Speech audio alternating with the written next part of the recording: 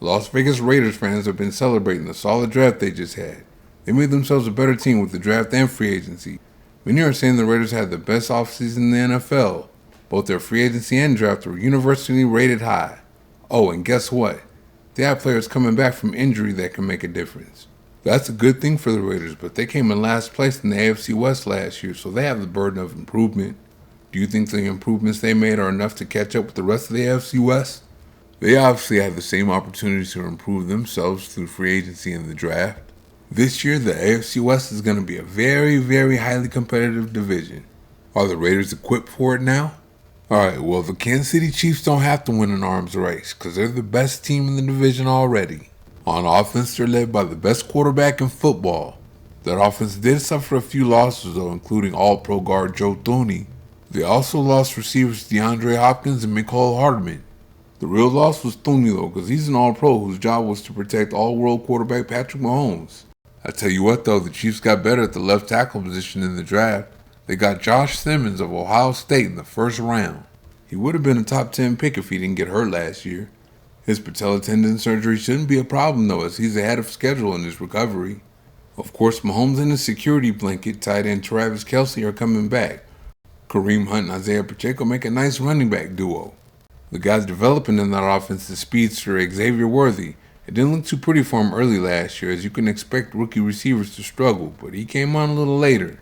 It's going to be big for that offense if he makes that jump to year 2. Then there's the Chiefs' defense. Yeah, they're pretty doggone good on that side of the ball too. They're number 9 in the NFL in total defense and number 4 in the NFL in scoring defense, and of course they're led by interior defensive lineman Chris Jones. Edge rusher George Karlaftis, corner Trent McDuffie, and linebacker Leo Chino are all back too. The one big loss they have is safety Justin Reed.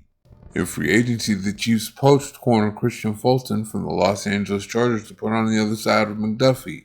Then in the draft, the Chiefs went ahead and decided to build depth on their defensive line. In the second round, they took interior defensive lineman Omar Norman Lott. Then in round 3, they doubled down on it and took fellow interior defensive lineman Ashton Delati. Building depth on the defensive line and getting another corner are going to help that defense stay good. Again, the Chiefs didn't have to win the arms race this offseason. They already have the best team in the AFC West, but you gotta love what they did this offseason for the offense and defense. Head coach Jim Harbaugh has vastly improved the second-place Los Angeles Chargers. They are, of course, led on offense by quarterback Justin Herbert. It's funny how he's touted as this great elite quarterback, but he's only been to the playoffs twice and doesn't have a win. Oh, and let's not act like he hasn't had a ton of talent around him throughout his career. Harbaugh has the answer, though. Don't depend on him so much. The Chargers run a whole lot more now and throw a whole lot less. You can't argue with the result from 2023 to 2024 either. The Chargers still have a ton of talent around Herbert. They have a great offensive line. Receiver Mike Williams came back to them in free agency this offseason. And in the draft, they made the pick I hated to see them make. They took running back Omarion Hampton in the first round. In the second round, they took receiver Trey Harris, who just might do a little something. Slot receiver Ladd McConkey's already there too. This is a very talented offense, offensive line included, so if Herbert can't get it done this year, it's time to ask some questions about him. On defense, the Chargers are led by edge rusher Khalil Mack and safety Derwin James. They lost quite a bit of that defense in free agency, though. They lost interior defensive lineman Poona Ford and Morgan Fox and edge rusher Joey Bosa. With Mack and Bud Dupree, the Chargers are still good as far as their pass rush goes. I just can't help but wonder what they're going to do about stopping the run with all those interior defensive linemen gone. Corners Christian Fulton and Asante Samuel Jr. are gone too. Unless they had some young corners developing behind them last year, this is so not good for the Chargers defense. I tell you what though, they don't seem to be too worried about it because in free agency they focus mainly on offensive players. Their first and second round picks were spent on offensive players too. They did finally address the interior defensive lineman position in the third round though. They got Jamari Caldwell from Oregon. Then in the fourth round they got edge rusher Kyle Kennard from South Carolina. That's just building depth on the defensive line though. We'll see what happens. Next is the third place Denver Broncos. Yeah, they made it to the playoffs last year, but I'm not buying them. They only beat one team with a winning record all year. It was the Kansas City Chiefs in Week 18 while they were resting all their starters. Anyway, the Broncos were led on offense by quarterback Bo Nix. He took advantage of a bad schedule last year, so we'll see what he is this year. They got him some help this offseason though. In free agency, they got him tight end Evan Ingram from the Jacksonville Jaguars. In the second round of the draft, they got him running back RJ Harvey from Central Florida. He's a tackle breaker, so opposing defenses are going to have to wrap him up when they play him. In the third round, the Broncos took receiver Pat Bryant. The thing about this one is Broncos head coach Sean Payton already likes his receivers. However, at 6'3", 200 pounds, there will be a place for him in the red zone. You can believe that. He already had a good offensive line last year, so he's pretty well set up for this year. His schedule's going to be much tougher though. On defense, the Broncos were led last year by All-Pro corner Patrick Surtain Jr., interior defensive lineman John Franklin Myers, safety Brandon Jones, and edge rushers Nick Bonito and Jonathan Cooper. That defense was statistically really good last year, but I have questions as to whether if it was relative to who they were playing. It wasn't pretty for them when they played against top offenses. The Baltimore Ravens put 41 on them. The Chargers put 34 on them the second time around, and the Bengals put 30 on them. That probably doesn't matter though, because the Broncos more than addressed that defense this offseason. In free agency, they got stud linebacker Dre Greenlaw, formerly of the San Francisco 49ers. They also got safety Sam Franklin, formerly of the Carolina Panthers. Then in the draft, they got corner Jahdae Barron in the first round.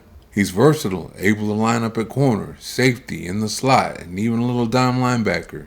They got themselves a little deeper in the draft too. In the third round, they took interior defensive lineman Savion Jones. Looks pretty good. Here the Raiders are looking up at everyone in the AFC West. They needed a big offseason, and you know what? They had one. For the offense, it all started with the trade for Geno Smith. He's the most accurate quarterback over the last 3 years and has the 6th most wins of any quarterback during that time frame.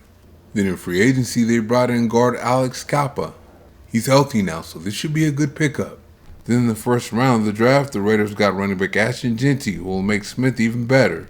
Smith's career passer rating out of play action is 106. In the second round, they got receiver Jack Bech, who's a dog. Right now, I'd say he's going to be out there with Jacoby Myers and Trey Tucker.